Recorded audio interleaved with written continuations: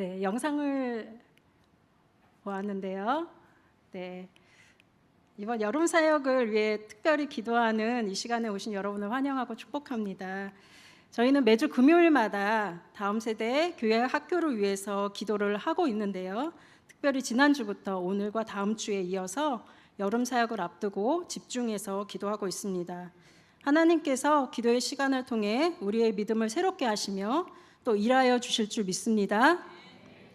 가장 최근에 발표된 한국갤럽 및 목회 데이터 연구소의 발표에 의하면 우리나라 개신교 인구가 18%라고 하고 있습니다. 불교가 16%로 그 뒤를 바짝 쫓고 있는데요. 코로나로 종교 활동이 위축되면서 교회 성도 수가 잠시 감소했는데 최근 1, 2년 사이에 다시 종교를 찾는 사람들이 늘어나면서 개신교 인구도 유지가 되고 있습니다. 교회마다 코로나로 위기감을 느끼면서 자신의 자리를 더욱 잘 지켜가고자 했기 때문에 지금의 성도 수가 유지가 되고 있는 것 같습니다. 개신교 인구 중에 가장 많은 연령층은 어디일 것 같습니까? 70대요? 네, 맞습니다. 5, 60대 이상 중장년층과 고령층의 비율이 높게 나타났습니다. 20, 30대 젊은 층에서는 종교를 아예 가지지 않는 비율이 7, 80%로 매우 높게 나타나고 있습니다. 이와 함께 살펴봐야 하는 것은 10세 미만의 어린이들은 대개 부모의 종교를 따르지 않는 경향이 절대적이지만 젊은 부모님들일수록 자녀에게 종교를 강요하지 않거나 교회를 데려가지 않는 경우가 늘고 있습니다. 저희 유치부와 같은 경우는 부모, 조부모님과 함께 교회를 오는 경우가 많이 있지만 초등부 이상부터는 다양한 이유로 부모님이 예배에 와도 자녀들을 데리고 오지 않는 경우들이 서서히 늘어나고 있습니다. 학원에 가든지 또 놀러 가든지 집에서 쉬는 등의 다양한 경우들을 통해서 자녀들과 함께 교회에 오지 않는 경우들도 많이 나타나는 것을 보게 됩니다. 이와 반대로 자녀는 교회에 오지만 또 부모님들은 교회를 다니지 않는 경우들도 있어서 선생님들이 더욱 관심을 기울여 주시고 있는 것 같습니다. 그런데 이렇게 교회 사역이 우리 자녀들의 믿음에 매우 중요하고 필요하지만 실제로 교회에서 자녀들의 믿음을 세워주는 시간이 매우 적다는 것이 저희의 한계점이죠. 1시간 혹은 정말 많으면 2시간으로 끝나는 교회 교육으로 우리 자녀들이 이 세상을 헤쳐나갈 수 있을까라는 의문을 갖게 됩니다. 결국에 우리 자녀의 믿음은 교회와 더불어 가정에서 가르치고 지켜나가야 하는 것이 아닐까라는 생각을 해보게 됩니다. 올해 우리 교회학교 여름사역은 다음 세대를 위한 사역임과 동시에 실제로 자녀들에게 영적 환경을 만들어줄 수 있는 부모님들에게 그런 도전을 주고 영적 부담을 함께 나누는 기도하는 사역이 되기를 원합니다. 우리 자녀, 손자녀와 또 교사들의 행사 일정이 아니라 부모님들이 영적 힘을 실어주시고 말씀이 들려지고 실제로 예수님을 알아가고 만나는 시간이 되도록 도와주시기 바랍니다. 오늘 본문의 말씀을 저희가 아직 읽지 않았는데요. 누가복음 8장 26절에서 39절까지의 말씀을 저랑 우리 성도님들이 함께 교독하시도록 하겠습니다. 누가복음 8장 26절에서 39절까지의 말씀입니다. 26절 제가 읽겠습니다. 그들이 갈릴리 맞은편 거라사인 땅에 이르러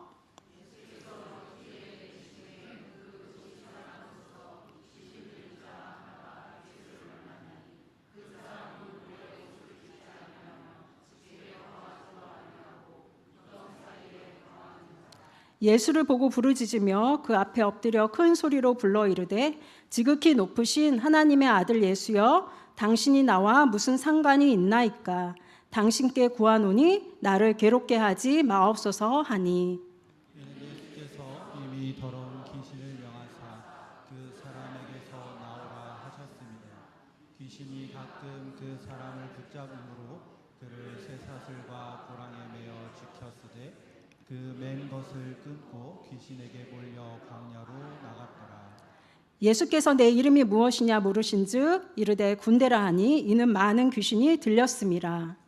무적행으로 들어가라 하지 마시기를 간구하더니 마침 그곳에 많은 돼지떼가 산에서 먹고 있는지라 귀신들이 그 돼지에게로 들어가게 허락하심을 간구하니 이에 허락하시니 귀신들이 그 사람에게서 나와 돼지에게로 들어가니 그 떼가 비탈로 내리다라 호수에 들어가 몰사하거늘 치던 자들이 그 이루어진 일을 보고 도망하여 성내와 마을에 알리니 사람들이 그 이루어진 일을 보러 나와서 예수께 이르러 귀신 나간 사람이 옷을 입고 정신이 운전하여 예수의 발치에 앉아 있는 것을 보고 두려워하거늘 귀신 들렸던 자가 어떻게 구원받았는지를 본 자들이 그들에게 이르매 거라사인의 땅 근방 모든 백성이 크게 두려워하여 예수께 떠나가시기를 구하더라.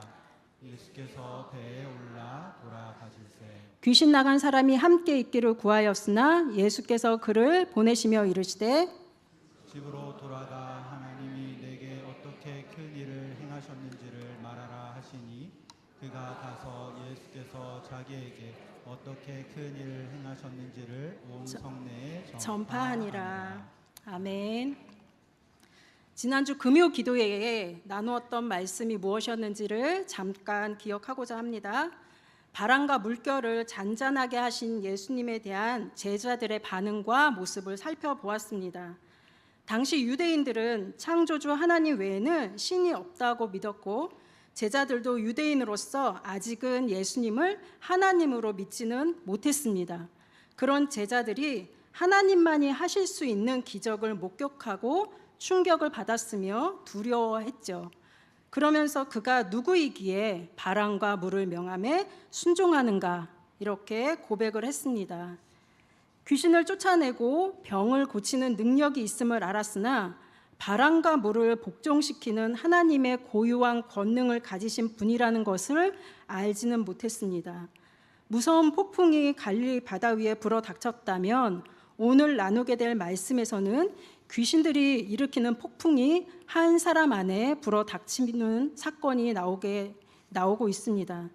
앞 사건에서 제자들은 예수님의 말씀으로 폭풍의 위험에서 벗어나는 기적을 경험하며 예수님이 누구이신지 생각을 했습니다.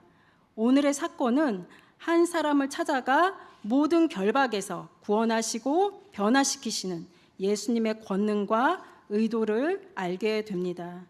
예수님은 바다를 잔잔하게 하신 후에 원래 의도한 목적지에 도착하셨습니다. 26절의 말씀입니다. 그들이 갈릴리 맞은편 거라사인 땅에 이르러 예수님이 가기를 원하신 곳은 거라사 지역이었습니다. 이 지역은 갈릴리 맞은편에 있었고 이방인 지역으로 당연히 유대인들이 가지 않는 곳이었는데 지금은 예수님이 복음을 들고 이곳으로 가셨습니다. 마치 사마리아 지역에 복음을 전하기 위해서 예수님이 사마리아 여인을 만나고자 그 지역을 통과하셨던 것처럼 예수님은 거라사 지역에 있는 한 사람을 살리기 위해 부정한 땅에 들어가셨습니다. 예수님이 육지에 내리시자 귀신들에 사로잡힌 한 남자가 마을에서 나와 예수님을 만납니다. 27절의 말씀을 읽겠습니다. 예수께서 육지에 내리심에 그 도시 사람으로서 귀신 들린 자 하나가 예수를 만나니 그 사람은 오래 옷을 입지 아니하며 집에 거하지도 아니하고 무덤 사이에 거하는 자라. 귀신 들린 자의 모습을 생생하게 묘사하고 있는데 옷을 입지 않았고 집에 살지 않았으며 오랫동안 인간성을 상실한 채 짐승처럼 살았던 그가 사는 곳은 무덤 사이였다라고 성경은 기록하고 있습니다. 귀신에 사로잡힌 그 사람은 예수님이 타신 배와 일행들을 보고 아마 그들을 위협하여 쫓아버리려고 달려갔을 것입니다. 그러나 그는 예수님을 보았습니다. 오히려 귀신들이 예수님을 보고 그와 그의 권세를 즉각 알아보았고 귀신들은 그 남자가 예수님 앞에 엎드리게 하였습니다. 28절의 말씀입니다. 예수를 보고 부르짖으며 그 앞에 엎드려 큰 소리로 불러 이르되 지극히 높으신 하나님의 아들 예수여, 당신이 나와 무슨 상관이 있나이까? 당신께 구하노니 나를 괴롭게 하지 마옵소서 하니, 귀신들이 예수님께 엎드린 행동은 예수님을 경배하기 위해서가 아니라 예수님의 권세에 압도되어 어쩔 수 없이 복종하게 된 것입니다. 우리가 주님의 권세를 믿는다면 귀신의 세력 앞에 우리는 두려워하지 않을 수 있는 것입니다. 요한일서 말씀에서도 이를 확실하게 선언하고 있는데요. 요한일서 4장 4절의 말씀에 이는 너희 안에 계시니가 세상에 있는 이보다 크심이라 말씀하고 있습니다. 귀신 들린 그 사람은 큰 목소리로 예수님을 불러 외쳤습니다. 지극히 높으신 하나님의 아들 예수라며 거룩한 이름을 사용하면서 말이죠. 이전에 예수님이 광야에서 시험을 받으실 때도 예수님을 시험하던 마귀가 역시 예수님을 하나님의 아들이라고 불렀습니다. 마태복음 4장 3절에서도 시험하는 자가 예수께 나와서 이르되 내가 만일 하나님의 아들이거든 이렇게 고백하고 있습니다. 거라사의 귀신은 예수님이 자신보다 더 뛰어난 위치에 있는 존재임을 폭로하고 있습니다. 그러면서 귀신은 나를 괴롭게 말아달라며 예수님께 간청하는 것을 보게 됩니다. 귀신들은 예수님의 신분을 알아보았고 그가 누구이신지 이해하였으며 또한 그의 권세를 알았습니다. 또한 자신들의 운명이 어떻게 될 것도 알았습니다. 바로 예수님은 그들을 괴롭게 할 권세를 지닌 분이셨다는 거죠. 그래서 31절에도 말씀하고 있는 것처럼 무저갱으로 들어가라 할 권세가 있음을 알고 그 예수님께 간청하는 모습들을 봅니다. 그러나 예수님은 즉각적으로 그 사람 안에 있는 귀신에게 명하십니다. 29절의 말씀인데요. 이는 예수께서 이미 더러운 귀신을 명하사 그 사람에게서 나오라 하셨습니다. 귀신들이 예수님의 권세에 엎드려 굴복하고 그분이 하나님의 아들 되심을 고백하며 간청하지만 주님의 관심은 바로 그 사람을 자유케 하는 것이었고 그래서 귀신에게 이미 명령을 내리셨습니다. 개인의 인생뿐만 아니라 가족과 주변 사람들까지 억압하고 괴롭혔던 귀신들을 내쫓으신 것입니다. 이렇게 예수님 앞에서 무능해 보이는 귀신들이 29절의 모습에 보면은 결코 무능하지 않음을 볼 수가 있습니다.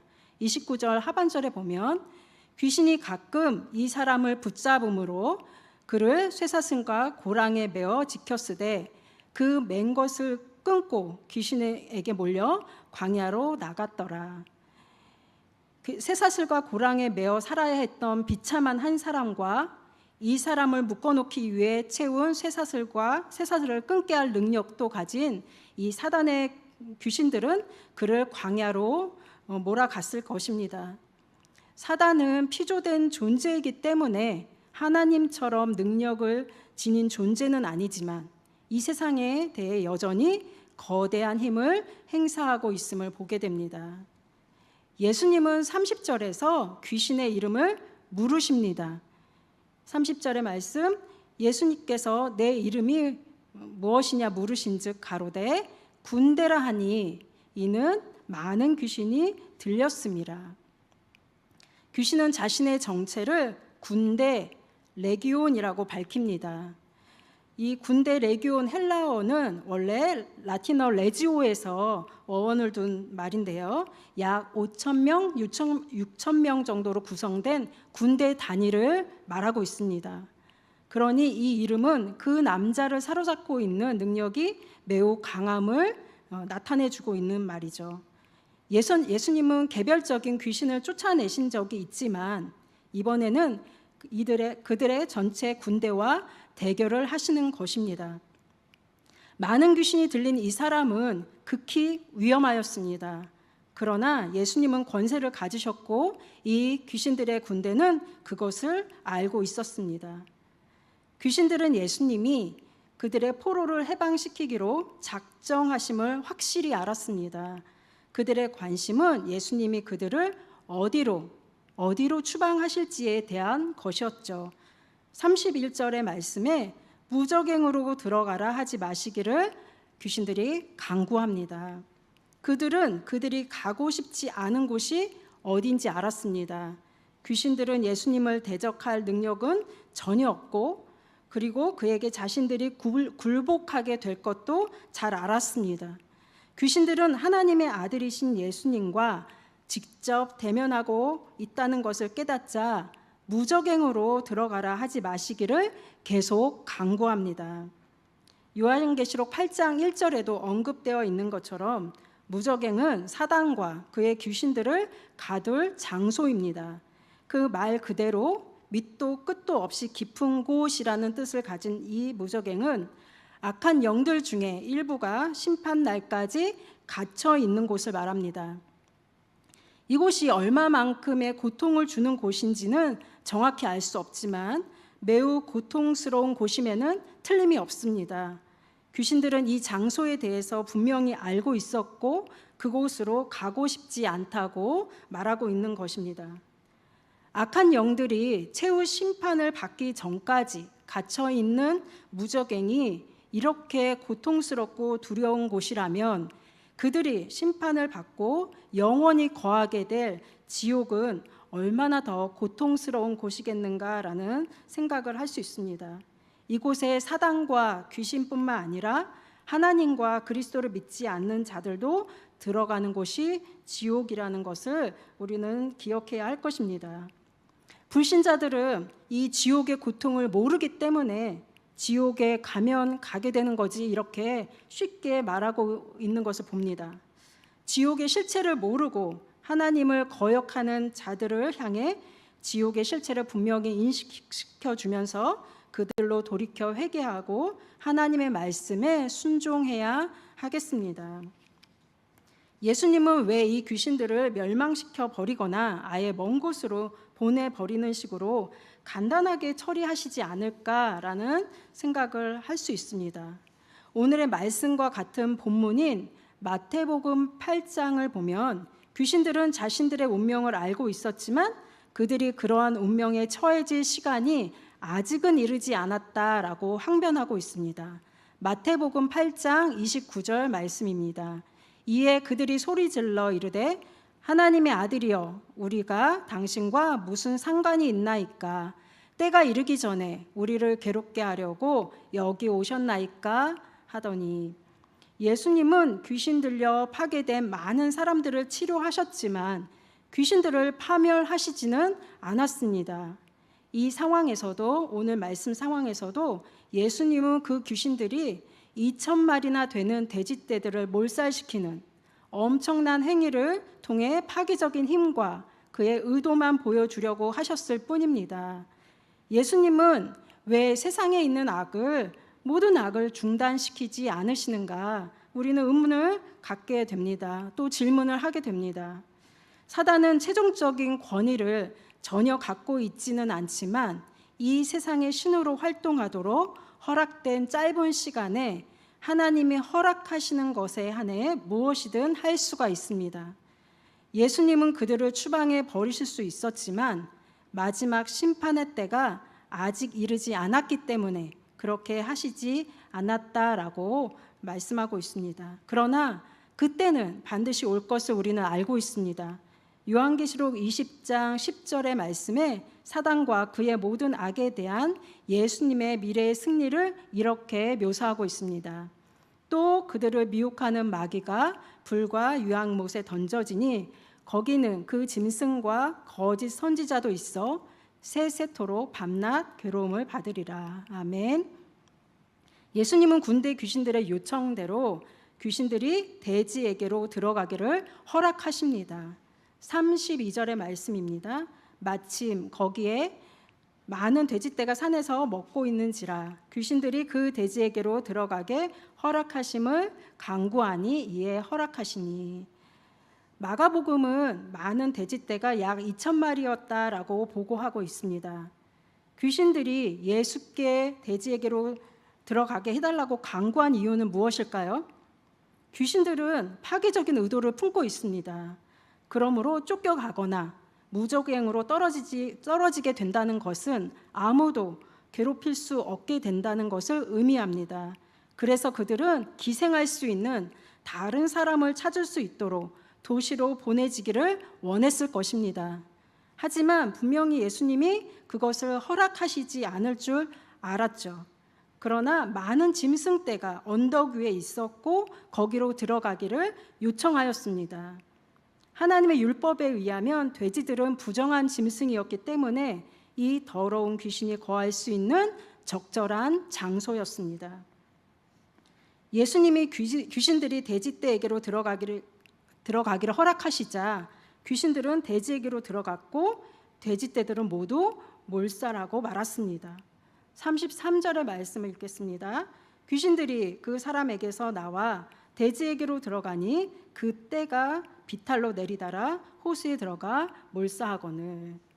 결국 귀신들은 남자에게서 나와 돼지들에게 들어갔고 돼지들은 비탈 아래로 달려 바다에 빠져 몰살하고 말았습니다.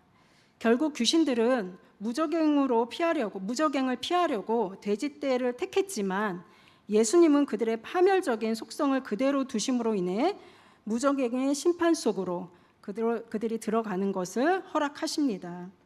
이제 군대의 귀신은 더는 남자를 괴롭히지 못하게 되었죠.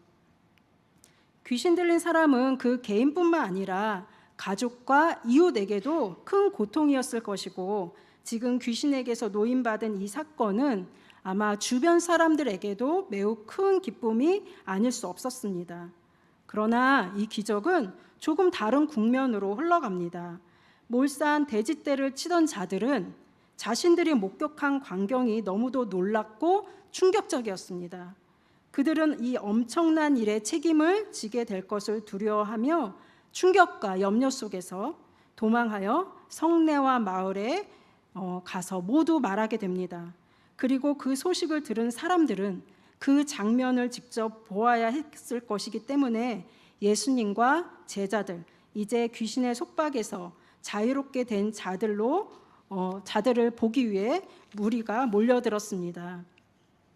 이 소식을 들은 동네 사람이 와서 보니까 귀신들에게서 해방된 남자가 옷을 입고 온전한 정신으로 예수님의 발 앞에 앉아 있는 것입니다.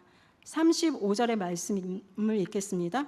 사람들이 그 이루어진 일을 보러 나와서 예수께 이르러 귀신 나간 사람이 옷을 입고 정신이 온전하여 예수의 발치에 앉아 있는 것을 보고 두려워하거늘. 27절에서는 옷을 입지 않았던 모습이 이제는 정신이 온전하여 옷을 입은 모습으로 나타나고 있습니다. 오랫동안 자신들을 위협하던 사람이 완전히 나음을 보고 기뻐하였던 것이 아니라 오히려 그들은 두려워하였습니다. 2,000마리나 되는 죽은 돼지떼들을 보면서 그들의 모습과 대비해서 귀신 들렸던 사람이 온전하여 예수님의 발 아래 앉은 것을 보며 그들은 예수님의 강력한 권세를 깨달았고 또한 그들에게 무엇인가 요구하실지 몰라 두려움이 생겼을 수 있습니다. 우리와 같은 독자들은 예수님이 하신 일을 보고 찬양할 수 있지만 그 당시 사람들은 거대한 돼지떼에 대한 예수님의 하신 일을 보며 경제적인 위협을 느꼈을 수 있습니다. 또한 자칫 예수님이 그곳에 주둔하고 있던 로마 군대와 충돌을 일으켜 분쟁이 생길 수도 있다 생각했을 수도 있습니다. 또한 예수님이 한 인간을 구원하기 위해 돼지떼를 희생시킨 것이 이상하게 여겨졌을 수 있습니다. 고작 한 명을 살리기 위해서 엄청난 희생과 손실을 치르는 것이 이게 맞는가? 우리에게도 이와 똑같지는 않지만 유사한 상황들이 얼마든지 있을 수 있습니다. 한 명을 위해서, 소수를 위해서 엄청난 대가를 치르는 것을 우리가 용납할 수 있을까라는 거죠. 아마 이것은 그 당시뿐만 아니라 오늘 우리에게도 허용되기 매우 어려운 일이지 않을까라는 생각을 하게 됩니다. 성도님들 가운데 영화 라이언 일병 구하기라는 영화를 많이 아실 것입니다. 단 한 명의 병사를 구하기 위해서 7명의 대원들로 구성된 특공대가 목숨을 걸고 싸우는 이야기인데요. 이 영화의 배경에는 모든 자식을 전쟁터에서 잃은 한 어머니의 마지막 희망을 위해 감동적인 희생을 하는 이야기 내용입니다. 그러나 오늘 우리가 살펴보았던 말씀에서는 누구도 이 한 사람을 위한 희생을 원하지 않았죠. 오직 예수님만 이 한 사람을 위한 희생을 원하셨습니다. 거라사인 땅 사람들의 그 두려움은 예수님에게 그 지역을 떠나도록 요청하는 요인이 되었습니다. 누가는 이것이 거라사인의 땅 근방 모든 백성의 반응이었다라고 강조하고 있습니다. 37절의 말씀입니다. 거라사인의 땅 근방 모든 백성이 크게 두려워하여 예수께 떠나가시기를 구하더라. 결과적으로 예수님은 배에 오르시고 그 지역을 떠나십니다. 예수님은 이방인들을 돕기 위한 준비를 하셨으나 그들은 그를 맞을 준비가 되어 있지 않았습니다. 그들에게는 불행한 일이었지만 예수님은 그들의 요구를 받아들이십니다. 예수님은 우리를 구원하시고 돕기 원하시지만 그것을 우리가 거부한다면 안타깝지만 주님은 우리를 도우실 수 없습니다. 예수님이 그곳을 떠나시는데 구원받은 남자는 예수님과 함께 가기를 구합니다. 38절의 말씀인데요. 귀신 나간 사람이 함께 있기를 구하였으나 예수께서 그를 보내시며 이르시되, 그가 예수님을 따르고 싶다고 한 동기가 무엇인지는 알 수 없습니다. 그러나 예수님을 존경하는 마음에서 함께 있고 싶다고 했을 수 있습니다. 혹은 돼지떼의 몰살에 대한 간접적인 원인을 제공한 이유로 사람들에게 따돌림을 받게 될까 봐 두려웠을 수도 있습니다. 또 만약 예수님이 떠나가시면 귀신들이 자신을 다시 찾아올까 봐 두려웠을 수도 있습니다. 어쨌든 예수님은 그의 강구를 허락지 않으시고 귀신 나간 사람이 함께 있는 것을 허락지 아니하시고 대신 그를 보내며 집으로 돌아가 하나님이 내게 행하신 큰 일을 말하라고 명령하십니다. 39절의 말씀인데요. 우리 함께 읽어보도록 하겠습니다. 시작. 집으로 돌아가 하나님이 내게 어떻게 큰 일을 행하셨는지를 말하라 하시니 그가 가서 예수께서 자기에게 어떻게 큰 일을 행하셨는지를 온 성내에 전파하니라. 아멘. 여기서 돌아가는 완전히 돌아서다라는 의미입니다. 이제는 그가 귀신 들렸던 삶에서 완전히 돌이켜 인간다운 삶을 살기 바라는 예수님의 간절한 심정이 드러나 있습니다. 예수님께서 무덤, 즉 귀신에게 속한 비참한 삶의 자리에서 완전히 벗어나 그의 가족과 친족이 함께하는 집으로 그를 인도하고 계시는 것입니다.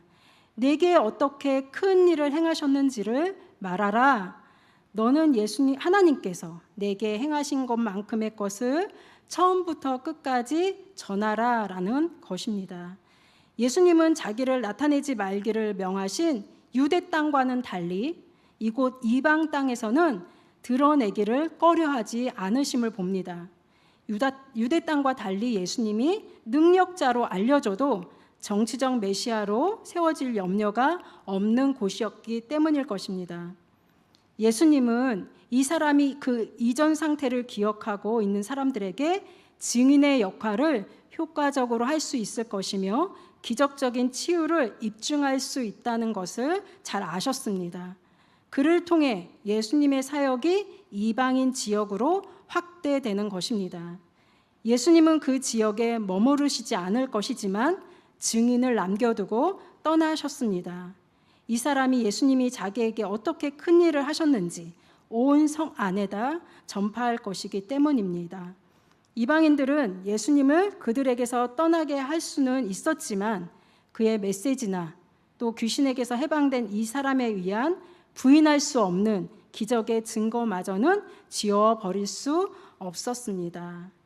예수님은 귀신에게 사로잡혀 자아를 잃어버린 그에게 자아를 찾아주셨고 삶의 터전을 찾아주셨습니다. 그리고 한 걸음 더 나아가 그가 앞으로 살아가야 할 삶의 의미도 보여주십니다. 예수님께서는 현실의 난관뿐만 아니라 현실의 난관만을 해결해 주는 것이 전부가 아니라 고침받고 해결받은 이후의 삶에 더 큰 관심을 가지셨습니다. 거라사 땅 사람들의 반응을 볼 때 거라사 땅에서의 예수님의 사역은 마치 실패한 것처럼 보입니다. 그러나 거라사의 모든 백성들이 예수님을 거부했다 하더라도 그 땅에는 하나님이 예수님을 통해서 무슨 일을 행하셨는지를 똑똑히 보고 온몸으로 체험한 증인이 살아있는 것입니다. 그 사람이 살아서 예수님의 복음을 선포하는 한 그 땅에서의 예수님의 사역은 실패했다고 말할 수 없을 것입니다. 우리의 사역도 그러한 것 같습니다. 때로는 수고하고 노력해서 우리가 많은 것들을 기대하지만 때로는 별다른 성장과 변화가 없을 때 좀 답답하기도 하고 낙심되기도 합니다. 그러나 오늘의 말씀을 우리가 생각하고 기도한다면 다시금 하나님께서 우리에게 주시는 그런 새로운 힘이 있는 것 같습니다. 확실히 변화된 한 사람, 또 우리가 세우고 있는 교회학교 학생 한 명이 주님을 증거하고 주님께 쓰임 받는다면 그것은 실패가 아닐 것입니다. 예수님을 만난 한 사람이 우리 자녀가 되고 우리 주일학교 학생이 되어서 주님이 하신 일을 나타내고 쓰임 받게 되기를 기도하기 원합니다. 기도하시겠습니다.